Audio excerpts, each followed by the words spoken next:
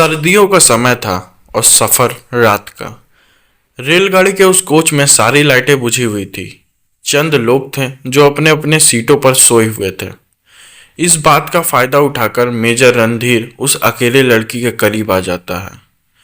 तभी लड़की उससे कहती है, राणा जी, मैं धंधे वाली हूँ। ये सुनकर मेजर के पैरों तले जमीन खिसक जाती है। मेजर ने जिस लड़की से प्यार किया था, अंत में वो एक धंधे वाली निकलती है। अब मेजर रणधीर राणा की आंखों में आंसू थे, लेकिन आंसू के साथ साथ गुस्सा भी था। तभी वो उस अकेली लड़की के साथ कुछ ऐसा करता है जिसे सुनकर आपके भी रोंगटे खड़े हो जाएंगे। नमस्कार साथियों, मैं आपका दोस्त राहुल स्वागत करता हूं आपका एक और रोमांचक वीडियो में। साथियों, ये वीडियो मेजर रणधीर राणा के ऊपर होने वाली है, जिसे चलती ट्रेन में एक सुंदर लड़की से प्यार हो जाता है। वो उस लड़की से शादी करने का सपना बुनने लगता है, लेकिन जब मेजर को पता चलता है कि वो एक धंधे वाली है तो उसका गुस्सा 7वें आसमान पर होता है। मेजर उस लड़की को इस तरह घूरने लगता है जैसे मानो वो उस लड़की को अभी ही उठाकर चलती ट्रेन से बाहर फेंक देगा। साथियों, ये वीडियो बहुत ही ज़्यादा इंटरेस्टिंग होने वाला है। अंत में मेजर रणधीर राणा उस धंधे वाली के साथ कुछ ऐसा करता है जिसे सुनकर आपका भी रोंगटा जरूर खड़ा हो जाएगा। तो दोस्तों, ये वीडियो अंत तक जरूर देखें। साथियों, मेजर रणधीर की छुट्टियां शुरू हो गई थी।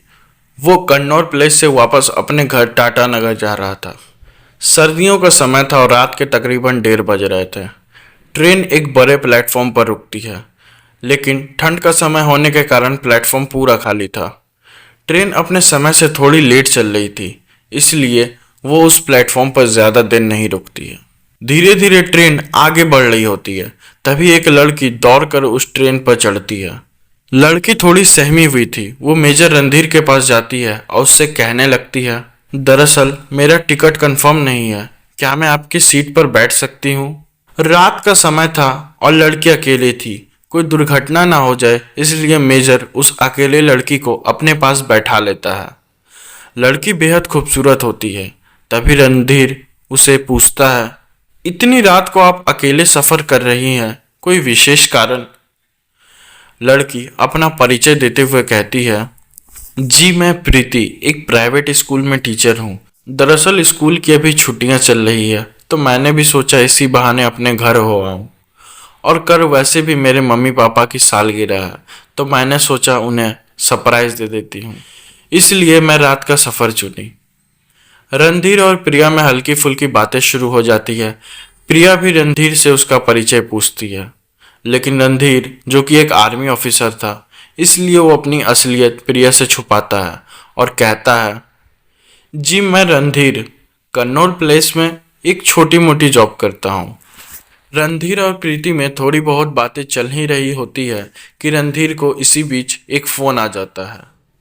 रणधीर जैसे ही फ़ोन को उठाता है, फ़ोन में चार्ज नहीं होने के कारण फ़ोन स्विच ऑफ हो जाता है। रणधीर अपने बैग में फ़ोन का चार्जर ढूंढने लगता है, लेकिन उसे चार्जर नहीं मिलता है। शायद वो अपना चार्जर आर्मी कैंप में ही भूल गया था। तभी प्रीति उसे अपना चार्जर देती है। रणधीर को भी यह देखकर काफ़ी अच्छा लगता है। वो प्रीति को धन्यवाद कहता है। मेजर जल्दी से अपना फ़ोन चार्ज पर लगाता है। तभी मेजर को वापस से फ़ोन आता है। फ़ोन उसकी माँ का था। रणधीर फ़ोन को उठाता है और अपनी माँ को बताता है कि वो ट्रेन में ही है और सुबह तक घर पहुंच जाएगा। अब रात के तकरीबन 3 बज चुके थे और ठंडी ठंडी हवाएं चलने लगी थी। रणधीर को भी अब काफ़ी ठंड लगने लगती है, लेकिन वो ओढ़ने के लिए कंबल नहीं लाया था। तभी प्रीति की नज़र उस पर पड़ती है। वो रणधीर को अपना कंबल देती है, लेकिन वो प्रीति से कंबल लेने में शर्माने लगता है। तभी प्रीति उससे कहती है, रणधीर जी रख लीजिए, आपको ठंड लग जाएगी, और वैसे भी मैंने एक एक्स्ट्रा कंबल लाई हूँ। रणधीर को प्रीति का दूसरों के प्रति प्यार करने वाला स्वभाव काफ़ी अच्छा लगने लगा। मेजर रणधीर धीरे धीरे प्रीति के प्रति आकर्षित होने लगा था। थोड़ी देर बाद प्रीति वॉशरूम जाने लगती है। तभी टीटी प्रीति को गेट के पास रोकता है। प्रीति टीटी को देखकर घबरा जाती है, लेकिन तभी रणधीर टीटी को अपने पास बुला लेता है। रणधीर टीटी को अपना टिकट देते हुए कहता है, टीटी साहब ये लीजिए, ये उस लड़की की टिकट है। फिर टीटी रणधीर को अपना टिकट देने को कहता है। रणधीर उसे बताता है कि वो एक आर्मी अफसर है, लेकिन जल्दबाजी में उसने टिकट कटाना भूल गया। टीटी उसे थोड़े ऊंचे शब्दों में समझाने लगता है। प्रीति ये सब दूर से देख रही थी। हालांकि उसे कुछ सुनाई नहीं दे रहा था, लेकिन इतना जरूर समझ आ रहा था कि टीटी उसके ऊपर चिल्ला रहा था। प्रीति वॉशरूम से वापस आकर अपने सीट पर बैठ जाती है और रणधीर से पूछने लगती है कि आखिर आपने मुझे बचाने के लिए अपना टिकट टीटी को क्यों दे दिया। तभी रणधीर प्रीति से कहने लगा, प्रीति जी, आपने भी मेरी बहुत मदद की है, इतना तो हक मेरा भी बनता है आप पर। प्रीति यह सुनकर मुस्कुराने लगती है। रणधीर भी प्रीति की उस मुस्कान पर दिल हार जाता है। साथियों, रणधीर प्रीति से शादी करने का सोचने लगता है। फौज में होने के कारण रणधीर अपनी माँ से, जो कि टाटा नगर में अकेले रहती है, उनसे मिलने काफ़ी महीनों के बाद जा पाता है। ऐसे में रणधीर सोचता है कि अगर प्रीति उसकी ज़िंदगी में आ जाए तो उसे अपनी माँ की चिंता करने की कोई ज़रूरत नहीं होगी। प्रीति, जो स्वभाव में बहुत अच्छी होती है, वो उसकी माँ की बहुत अच्छे से देखभाल करेगी। रणधीर प्रीति को अपने दिल की बात बताने का फैसला करता है। वो प्रीति से कहता है, प्रीति जी, मैं आपसे प्यार करने लगा हूँ और आपसे शादी करना चाहता हूँ। साथियों, प्रीति को भी रणधीर बेहद पसंद था, लेकिन उसकी आंखों में खुशी के बजाय आंसू थे। वो चुपचाप वहाँ से उठकर चली जाती है। वहीं दूसरी तरफ रणधीर को लगने लगता है कि उसने प्रीति का दिल दुखा दिया है। वो भी उसे फौरन मनाने चला जाता है। प्रीति ट्रेन के दरवाजे के पास बैठी हुई होती है। तभी मेजर रणधीर भी उसके पास जाकर बैठ जाता है और प्रीति से कहने लगता है, प्रीति जी, मैंने आपसे झूठ बोला। दरअसल मैं मेजर रणधीर राणा हूँ। फौज में होने के कारण मेरी माँ टाटा नगर में अकेली रहती है। मैं बहुत कम ही अपने घर आ पाता हूँ, लेकिन मैं आपसे जब मिला, आपसे जब बातें की, तब आपका व्यवहार मुझे इतना अच्छा लगा कि मैं आपको अपना दिल दे बैठा। पर आपसे तो पूछना भूल ही गया, क्या आप भी मुझसे प्यार करती हैं प्रीति जी? प्रीति को रणधीर से प्यार तभी हो जाता है जब उसने उसे टीटी से बचाया, लेकिन उसकी असलियत उसे रोक रही थी, पर वो रणधीर को मना नहीं कर पाई। हाँ, प्रीति हल्के से कहती है, मैं भी आपसे बेहद प्यार करती हूँ। रणधीर यह सुनकर बहुत खुश होता है। चूंकि गेट पर ठंडी हवाएं चल रही होती है, तो वो प्यार से प्रीति को कहता है, प्रीति जी, क्या मैं आपके हाथों में अपना हाथ रखकर इस प्यारे से सफ़र का मज़ा ले सकता हूँ? प्रीति हल्के से अपना हाथ आगे करती है और रणधीर उस हाथ को कसकर पकड़ लेता है। दोनों सफ़र का मज़ा ले ही रहे होते हैं कि अचानक ट्रेन की बिजली चली जाती है।